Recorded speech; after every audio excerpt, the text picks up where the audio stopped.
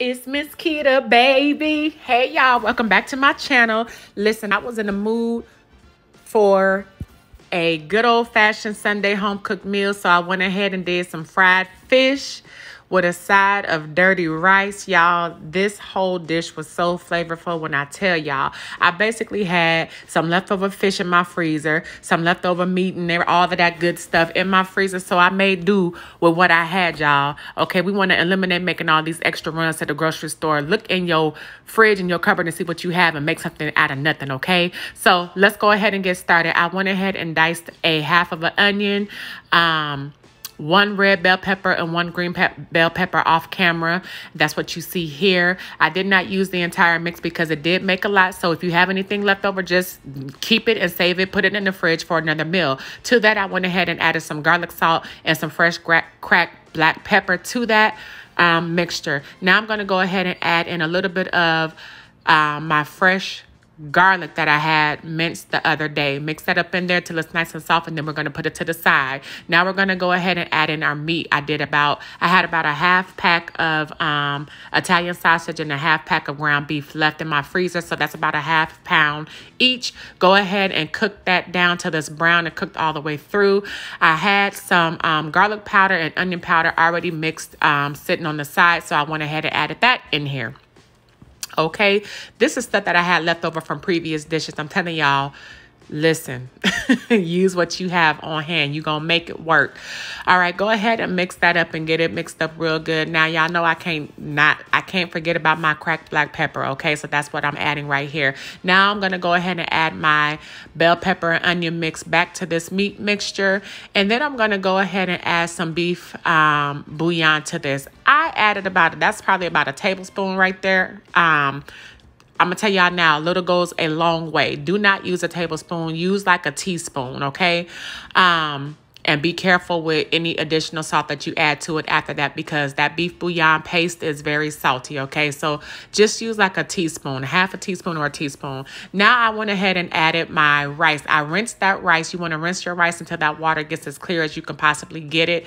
I had rinsed that off camera, added that to this meat mixture. Now I'm going to top it off with some beef stock. I went ahead and added the beef stock until it covered the top of the meat mixture. Okay, that's your measurement. Cover the top of the meat mixture, turn it on low, cook it for 20 minutes. Now moving on to my fish fry batter. I use the fish fry mix that you can find in any store, and to that I'm going to add my own seasonings. Y'all know what it is. It's a staple in my house: garlic powder, onion powder, garlic salt, and I added some Old Bay to that as well. I also added about a half a cup of cornmeal to this mix, because in my mind, that's what made it extra crispy. That is optional. You do not have to do that. You don't even have to add additional seasoning to that mix if you don't want to. It's optional. It's already seasoned.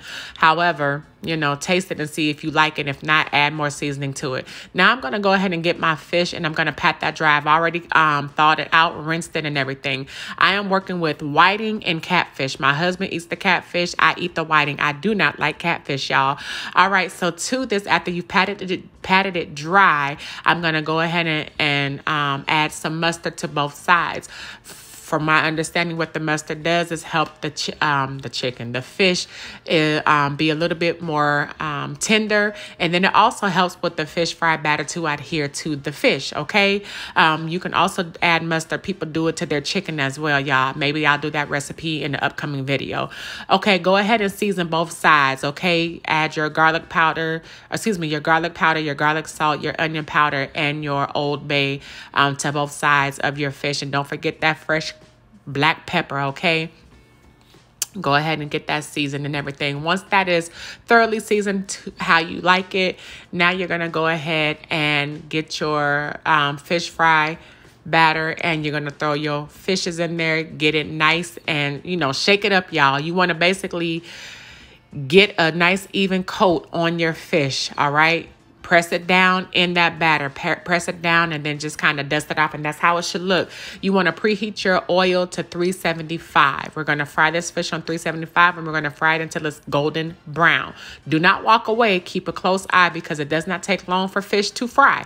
Okay, so about until it's golden brown. Now, me and my family, we like our fish fried hard, okay? So you want to fry it until it's a nice golden brown. But if you like it more of a harder, crispier crust, then let it fry for a few minutes more. And if you feel like you took it out too soon and want it a little bit more crispier, throw it back in the oil and cook it for a few more minutes. Just keep a close eye on it. Now moving back to our dirty rice. As you can see, it's been about 20 minutes and it's done, y'all. You do want to get a fork and taste it to make sure that your rice is thoroughly cooked through. If it tastes undercooked, then put the lid back on it and just let it steam for a few more minutes, okay? And there you have it, you guys. I made the green beans off camera. Again, if you haven't done so already, do not forget to subscribe to my channel. Click that like button, okay? But this is pretty much it. As you can see, that fish is looking good and it's fried hard, y'all. When I said that fish was so good, oh my God. All right. And let's not even talk about that dirty rice. That dirty rice was so full of flavor. Oh, Jesus. Zatarans, who? Listen, I ain't mad at, we'll do some Zatarans anytime, any day, especially when we trying to hurry up and make it quick, but ain't nothing like making it yourself, y'all. That rice was so flavorful, but that's pretty much what we had for dinner tonight. I know y'all probably like, well, what are cornbread at? I ain't make no cornbread. But thank you all so much for watching. Bye.